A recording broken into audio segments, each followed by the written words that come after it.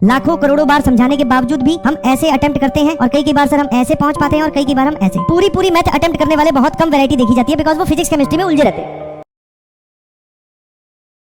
पूरे सेशन में ये बता रहे थे कि पेपर ऐसा आएगा और पेपर में ऐसा होता है, पेपर में ये किया जाता है, पेपर में आपको ऐसे सोचना है, ये वाला टॉपिक रिवाइज करना है। तो उस गाइडेंस के अकॉर्डिंग आप लोगों ने की है मेहनत, तो बेटा आपको एनालिसिस करनी चाहिए एक एक सवाल के थ्रू। जिन लोगों का भी 150 प्लस या 180 प्लस स्कोर है, 180 plus particularly, very good, proud of you. जब किसी के नंबर नहीं आते हैं तो हम उसको जैसे मोटिवेट करते हैं, वैसे ही जिनके नंबर आ गए हैं उनका एप्रिसिएशन भी बनता है, बिकॉज आपको अब और अच्छा करना है। कम से कम आपको अपना स्कोर 50 नंबर और बढ़ाना है। 50 number is the minimum target. जिन लोगों का 150 से और 100 के बीच में रहा, ये वो कैटेगरी होती है जिनका 180 प्लस है, बिसाइड्स की कुछ चैप्टर्स कंप्लीट नहीं हुए थे। दैट मींस ये कहलाता है गुड या फिर वेरी गुड कैटेगरी। आप बोल सकते हो this is very good category. आपको क्या करना है, मोर प्रैक्टिस पे ध्यान देना है और सवाल लगाइए। मोर प्रैक्टिस पे ध्यान दीजिए। जाते जाते कुछ चैप्टर्स का हो सकता है आपने सिर्फ PYQ सॉल्व किया हो, अब आप एक्सरसाइज 2 एक्सरसाइज 3 को भी सॉल्व करने का वक्त आ गया है, समझे। तो 180 plus is a very good, बहुत अच्छा स्कोर है, प्राउड ऑफ यू स्कोर है, समझ में आया। इनफैक्ट प्राउड सब पे है। अब जिनका इस कैटेगरी में लाया करता है 100 से लेके 180 वाली कैटेगरी में, आपको क्या करना है, आपने जितने भी चैप्टर्स प्रिपेयर करके गए तो पक्का आपने उसमें कुछ ना कुछ टॉपिक्स छोड़े हैं। बिकॉज सिली मिस्टेक इतनी ज्यादा नहीं होती है, इसमें साफ साफ स्कोर में समझ में आ रहा है कि आपने कुछ चैप्टर्स छोड़े हैं। तो वापस लेफ्ट आउट टॉपिक्स पे आप ध्यान देंगे। जो भी छोड़ा हो, आपने केमिस्ट्री छोड़ी हो, फिजिक्स छोड़ी हो, या मैथ्स छोड़ी हो, या मैथ्स के अंदर एक चैप्टर पढ़ा उसका कुछ पार्ट छोड़ा हो, अब उन चैप्टर्स को आपको कंप्लीट करना है। उन पे पूरा टिक लगना चाहिए कि हाँ सर समझिए कि नहीं समझ। लेफ्ट आउट टॉपिक्स पे आपको ध्यान देना है। प्लस प्रैक्टिस तो है ही बेटा ऑब्वियसली, क्योंकि बिना प्रैक्टिस के तो सर नंबर नहीं आते। जो लोग बोल रहे हैं सर मैथ्स टफ आई थी, तो बेटा बिलीव यू मी, कंपैरिजन में तो सस्ती थी मैथ्स। लेंथी हो सकती है बिकॉज मैथ्स में कैलकुलेशन करनी पड़ती है, बिना कैलकुलेशन के कुछ नहीं होता है गणित में, बिना